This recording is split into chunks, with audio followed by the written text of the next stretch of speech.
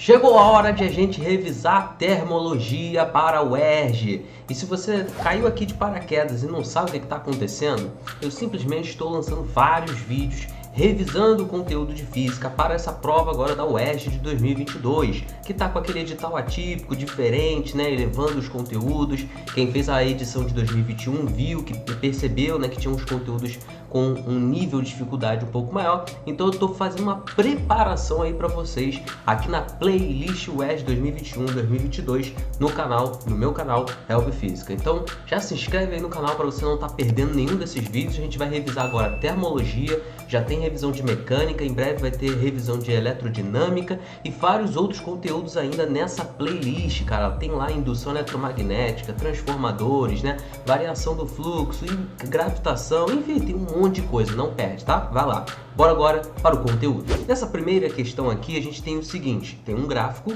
ele apresenta aí o gráfico da variação do comprimento L em função da variação da temperatura, né? E com isso a gente vai poder encontrar o que ele pede, que é o coeficiente de dilatação volumétrico, que seria aquele gama, né? E ele vale 3 vezes o alfa, mas a gente já chega lá. A primeira etapa que a gente faz é o seguinte, pegar os dados do gráfico e jogar na equação que a gente conhece, que é essa aqui, né? A equação para achar o alfa, né? Que vai ser o coeficiente linear. Por quê? Porque ele está dando as dimensões lineares, que é o comprimento. Se ele desse um gráfico que relacionasse o volume com a variação de temperatura, aí a gente usaria a equação do volume já com o gama. Mas aqui a gente vai precisar primeiro usar a equação do linear, né, para encontrar esse alfa, e aí eu fiz aqui as substituições com os valores numéricos, onde esse 1 seria o nosso L0, né, e tudo isso aqui seria a variação do comprimento e a correspondente variação da temperatura. Ao fazer essas substituições numéricas, encontramos o valor desse alfa como sendo 4 vezes 10 a menos 5 graus Celsius elevado a menos 1. Lembrando que aqui também poderia ser expresso com Kelvin a menos 1, né? Já que a gente está tratando de uma variação de temperatura, e variação de temperatura em graus Celsius é igual a variação de temperatura em Kelvin. E aí, continuando, cara, vale a pena você perceber, né, cara, que num gráfico aqui, L por versus, né, ou então em função da temperatura, a inclinação dessa reta seria dada aqui pela divisão do ΔL dividido por ΔT. E isso daria alfa vezes L0. Em outras palavras, o coeficiente angular, ou então a inclinação dessa reta, né, ela te dá o produto alfa vezes L0. Beleza, dito isso, a gente relembra aqui rapidamente que o beta ele vale 2 vezes o alfa, né, porque ele é o coeficiente de dilatação superficial relacionado à área, mas o que foi pedido é o gama, o coeficiente de dilatação volumétrico, que vale 3 vezes o alfa. É só você imaginar, pensar, né, que aqui, como são 2 dimensões, vai ser 2 vezes o alfa. No volumétrico são 3 dimensões, então será 3 vezes o alfa. E aí 3 vezes 4 vezes 10 a menos 5 vai dar 12 vezes 10 a menos 5, e a resposta está, na verdade, em outra maneira, né? 120 vezes 10 a menos 6, gabarito letra B. Bora para a próxima questão. Essa é uma questão também de dilatação, só que ela tem ali um pulo do gato muito interessante de saber. Vamos lá? Ele apresenta aí pra gente a ponte de Rio-Niterói, aqui no Rio de Janeiro, e ela tem 2 hastezinhas aqui que eu botei, né, para representá-la.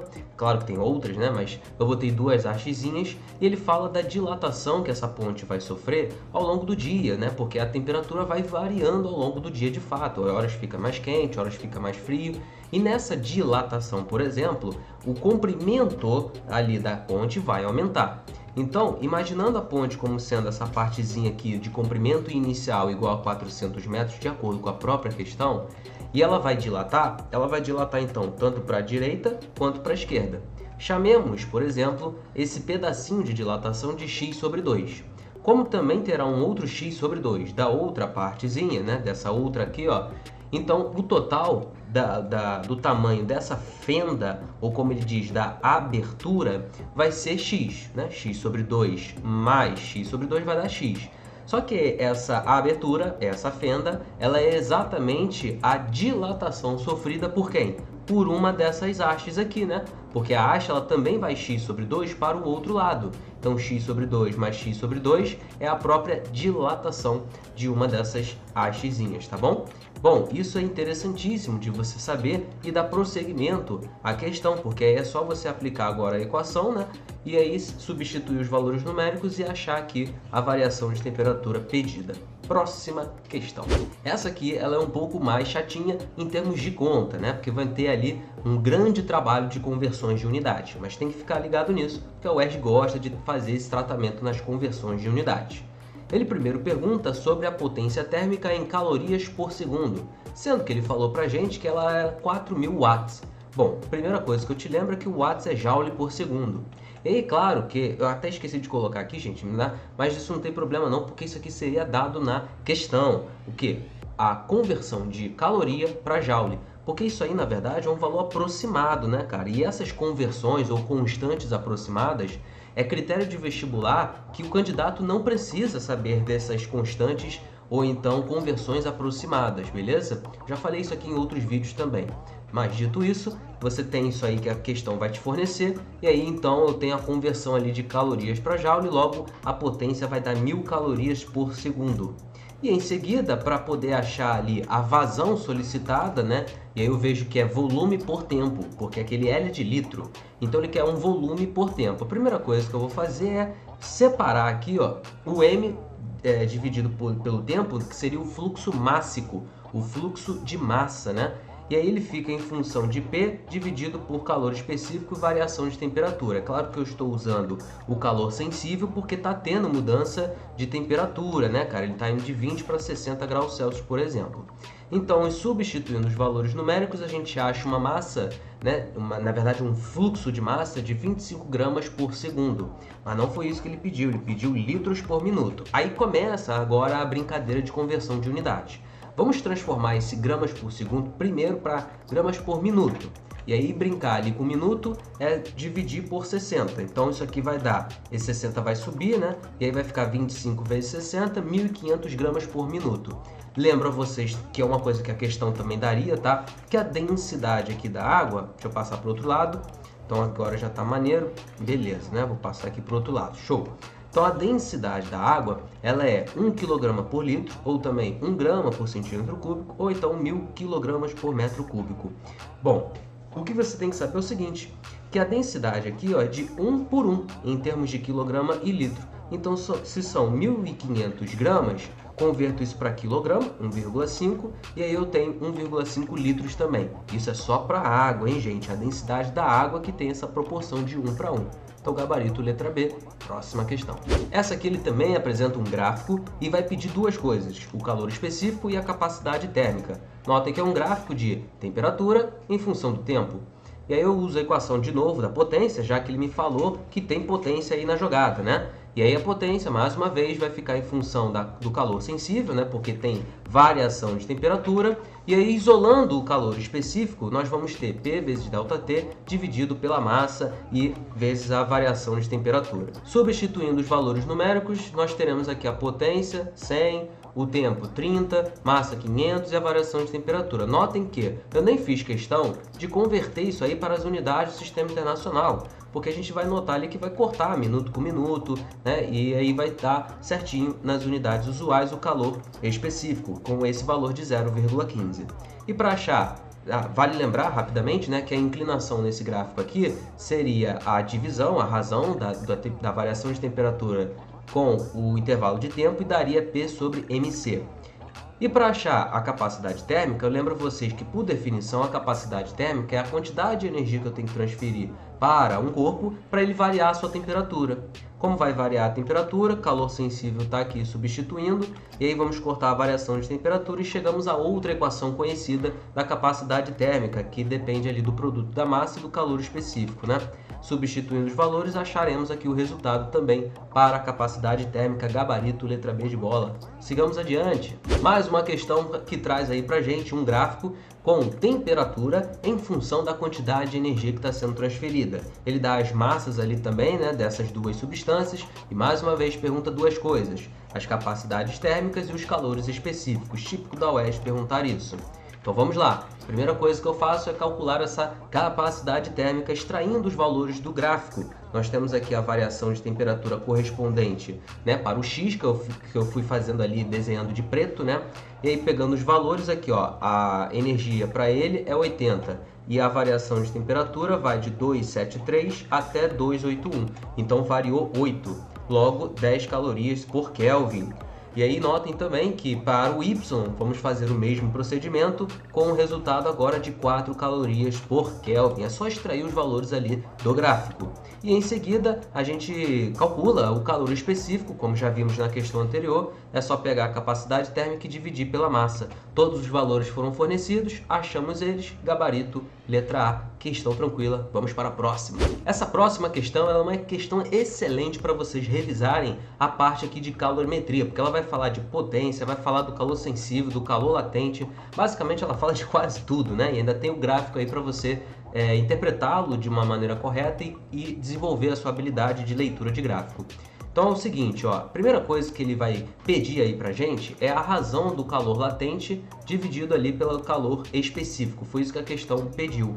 Então, no gráfico eu vejo que essa parte aqui inclinada, ela vai me dar valores, né? Ela vai me informar coisas relacionadas ao calor específico. E a outra parte aqui, ó, na horizontal do gráfico, ela vai me dar informações relacionadas ao calor latente. Então, por isso que eu botei mc∆T aqui na inclinada e ml ali na parte horizontal. Notem que eu coloquei aqui a potência, porque ele também me falou o valor da potência. Então, potência, aqui vai ter variação de temperatura, né? Olhando só para essa partezinha aqui do gráfico que está inclinado. Substituindo os valores que estão no gráfico, desculpa, a gente acha o calor específico com esse valorzinho aqui, tá? Notem que também está no sistema usual das unidades. E eu estou pegando sempre as variações que são correspondentes, beleza? Então notem aqui também de novo que a temperatura varia 90 no intervalo de tempo de 3,6 minutos. Achamos o calor específico, falta achar o calor latente. Então a gente vai ter que usar L igual a Q sobre M, né? Q igual a P vezes ΔT. Por quê? Porque eu preciso encontrar qual é o valor dessa energia, né? Do Qzão ali. A potência é a mesma, galera. A potência não está mudando. É o mesmo aparelho que está fornecendo uma energia ali para essa substância. Então vai ser a mesma potência de 1000 vezes o intervalo de tempo, vai dar 4000 calorias. Logo eu tenho 4000, divido por 100, que é a massa da substância, e acho o valor do calor latente. Portanto, o último passo é fazer 40 dividido por 0,4, né? 100, gabarito, letra D. Vamos para a próxima. Essa questão aqui é interessantíssima também para o UERJ, porque trata de sistema termicamente isolado. Alguns gostam de falar que aqui vai entrar a equação do calorímetro. Por quê? Você vai ter um recipiente, onde vão ter duas substâncias, no mínimo, e elas vão transferir energia uma para outra. Só que somente entre elas que vai acontecer essa transferência de energia. Qualquer outra coisa que esteja fora não vai participar dessa transferência de energia por calor. Então ele fala de um café e de um leite, que ele vai misturar. Então ao misturar, eles vão trocar energia entre si, né? E aí o que vai acontecer? Trata-se de um sistema termicamente isolado e quando isso acontecer, você usa essa equação que alguns chamam de equação do calorímetro. O Q de um mais o Q do outro é igual a zero. Por quê? Porque aquilo que está sendo doado por um vai ser exatamente recebido em igual quantidade pelo outro. É uma transferência bancária, por analogia. Se eu dou 100 reais para você, você recebe 100 reais. Qual é a soma? Se eu perdi 100, digamos que seja menos 100. Se você ganhou 100, mais 100. Menos 100 mais 100 igual a zero. Por isso que tem que ser uma soma igual a zero. Como vai ter variação de temperatura, a gente lança a mão do calor sensível, né? mc∆T igual a zero, mais mc∆T do outro, né? Do leite e do café somados, tem que dar igual a zero. Nessa questão ele não falou de massa, mas ele fala dos volumes de cada uma dessas substâncias. Vamos lembrar que massa é igual a densidade vezes o volume. E aí quando eu substituir essa densidade e o volume aqui, na questão ele também fala que as densidades e os calores específicos são iguais para as duas substâncias, né? Então eu posso cortar D e C em cada um desses termos, porque aparecem nos dois. Vai sobrar uma relação apenas entre o volume e a variação de temperatura, que está aqui, ó. Ao substituir os valores numéricos, né, encontraremos uma relação entre o volume do café com o volume do leite. Só que ele também diz no enunciado que a mistura tem no total 400 ml. Então essa é uma outra equação que vai te ajudar a montar um sistema matemático para resolver. E aí sistema, cara, é a gosto do freguês, você resolve do jeito que você quiser. Eu, por exemplo, já tinha isolado aqui o valor de VC, vou substituí-lo aqui na soma e vou achar, portanto, o valor de VL, que é o volume do leite, né? Aproximadamente ali com 171 ml, gabarito letra D. Indo para a nossa última questão, ele apresenta também aí um calorímetro ideal, ou seja, ele não vai participar da transferência de energia. Quando ele participar, galera, ele tem que dar a capacidade térmica do calorímetro, vale essa observação. E aí lembre-se que capacidade térmica é a quantidade de energia dividido, né, pela variação de temperatura, ou seja, o Q igual a capacidade térmica vezes a variação de temperatura. Então, se o calorímetro participar da transferência de energia, se ele não for ideal, né, em outras palavras, você usa essa expressão aqui lá no Q mais Q igual a zero, beleza? Mas não é isso que está acontecendo. O que vai acontecer aqui é o seguinte: ele vai misturar ali gelo e ouro. O ouro está aqui em amarelo, o gelo está aqui em azul, com os seus respectivos dados das condições iniciais do problema. Ele fala aqui da massa e da temperatura inicial de cada um deles. Além disso, ele também diz que essas substâncias vão atingir uma temperatura de equilíbrio térmico em 0 graus Celsius e que a massa fundida, a massa que derreteu, é a metade do gelo, claro, né? É a metade de sua massa inicial. Então esse M0 é a massa inicial do gelo e esse MF é a massa fundida, né? Não é fundida, é fundida, beleza? E aí, continuando aqui, nós vamos ter então um sistema termicamente isolado, pois só vai ter transferência de energia entre gelo e ouro. Claro que o ouro, né, está cedendo energia ali para o gelo, porque o ouro está a uma temperatura absurdamente maior do que o do gelo. E aí, fazendo uso aqui, ó, do calor sensível para o gelo, esse gelo vai ter que chegar a zero. Então ele sai de menos 40 e vai para zero. E aí eu estou usando o calor sensível para ele. Depois, uma parte desse gelo vai ter que derreter, então adicionei a quantidade de calor latente. E por fim, ainda tem a variação de temperatura aqui também, né? O calor sensível do ouro. Então usei ali o calor sensível para o ouro. Notem que a temperatura final é sempre zero para as duas, de acordo com a própria questão. Igualei toda essa soma a zero, porque é assim que a gente faz a equação do calorímetro. E aí agora, substituindo os valores numéricos, chegaremos ao resultado da massa inicial como sendo de 11 gramas.